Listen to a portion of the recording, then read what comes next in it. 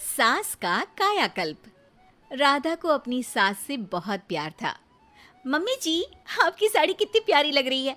काश मैं भी आपके जैसी साड़ी पहन पाती। अरे बेटा, हमारे जमाने में तो साड़ी ही चलती थी। तू क्या करेगी साड़ी पहनकर? दिन भर भागा दौड़ी करती है। साड़ी कंफर्टेबल नहीं फील कराएगी। तू तो ऐसे ही जचती है बेटा। राधा सास को लेकर घूमने जाती, सैर करती और उनसे खूब बातें किया करती थी। एक दिन, अरे राधा और माँ सुनो, अब हम लोगों को बम्बई चलना पड़ेगा। मेरी नई नौकरी वहीं लगी है। अरे वाह माँ, कितना मजा आएगा ना। अरे नहीं नहीं, मैं नहीं जाऊंगी। बड़ा शहर, बड़े लोग, मेरा दिल नहीं लगेगा। अरे माँ, मैं हूं ना आपके साथ। और सारा परिवार बड़े शहर में शिफ्ट हो जाता है। एक दिन, राधा, तू भी अब नौकरी में जाने लगी है। मैं तो बोर हो जाती हूँ। सोच रही हूँ आसपास की औरतों से दोस्ती कर लूँ। हाँ हाँ माँ, और क्या, यहाँ की औरतें तो किटी पार्टी और बहुत सी फन लविंग एक्टिविटी करती हैं। तो बेटा, दो चार फन लविंग से मुझे भी मिलवा देना।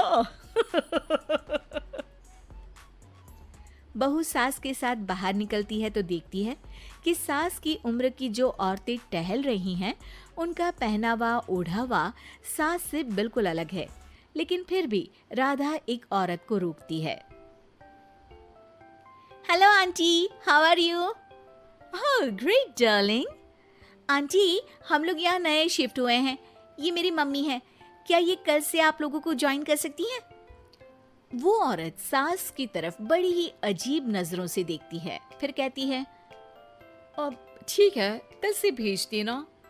सास समझ जाती है कि उस औरत को वो ठीक नहीं लगी, लेकिन फिर भी वो कुछ नहीं बोलती। अगले दिन, अरे माँ, अच्छी सी साड़ी पहनकर तैयार होकर जाइए। आपको आपकी दोस्तों के पास जाना है ना। और नहीं नहीं, मैं सोच रही हूँ घर पर बैठकर टीवी देखूं। वैसे भी रामायण का नया एपिसोड आएगा। नहीं माँ, आप जाओ ना, लोगों से मिलो, बात करो, अच्छा लगेगा। ना चाहते हुए भी सास उन लोगों के पास जाती है, लेकिन सभी सास से बुरा व्यवहार करते हैं। सास मुंह लटकाकर घर आ जाती है। बहू समझ जाती है कि सास को कुछ हुआ है। वो रोज सास को पार्क में भेजती, लेकिन सास रोज मुंह लटकाकर वापस आ जाती।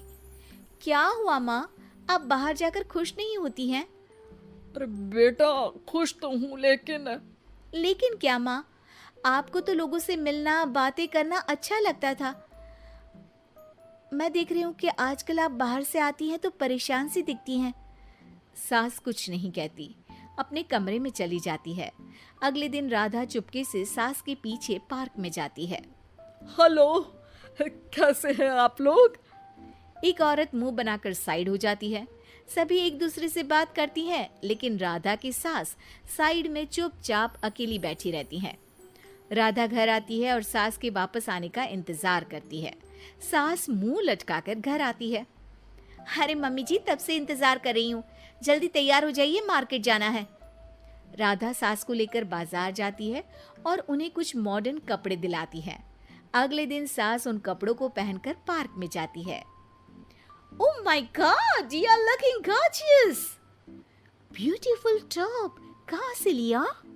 हे, मेरे घर में कल किटी है, तुम जरूर आना। अजीब औरतें हो तुम लोग। मैं रोज आती थी, तब तो तुम लोग सीधे मुंह बात भी नहीं करती थी। आज इन कपड़ों को देखकर तुम मुझे घर बुला रही हो। लेकिन सुनो, अब मुझे तुम लोगों से कोई बात नहीं करनी और ना ही दोस्ती करनी है। अरे, तुम तो बुरा मान गई। वैसे दोस्ती नहीं करनी थी तो ये कायाकल्प क्यों किया? ये मेरी बहू ने किया है। मैं यहाँ सिर्फ ये देखने के लिए आई थी कि तुमको मुझसे समस्या है या मेरे कपड़ों से। कपड़े तो बदले जा सकते हैं। अच्छा चलो, जो भी हो, अब हम लोग तुम्हें अपने साथ रखने को तैयार हैं। लेकिन अब मुझे तुम लोग नहीं पसंद। ये बोलकर राधा की सास वहां से चली जाती है। वाह माँ जी, आज तो आपका चेहरा खिला खिला सा लग रहा है। लगता है आपकी सहेलियों ने आपको अपना लिया। हाँ, वो तो अपनाना ही था। दिखावे वाली जो है वो, मेरे कपड़े बदलते ही उनका दिल बदल गया। लेकिन आज मैं उन्हें मना कर आई, अरे क्यों माँ जी?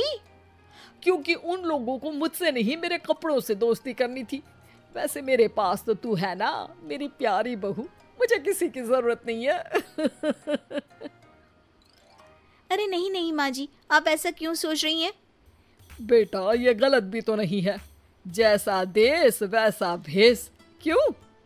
ठीक है ना माँ, अब जब ये हम लोगों का देश है तो क्यों ना हम यहाँ का भेष अपना ले। हाँ हाँ जरूर, मैं तो तैयार हूँ। समय के साथ खुद को बदलने में कोई बुराई नहीं है, लेकिन कहीं नकल के चक्कर में बंदर ना दिखने लगूं। खैर, बहू लग जाती है सास की कायाकल्प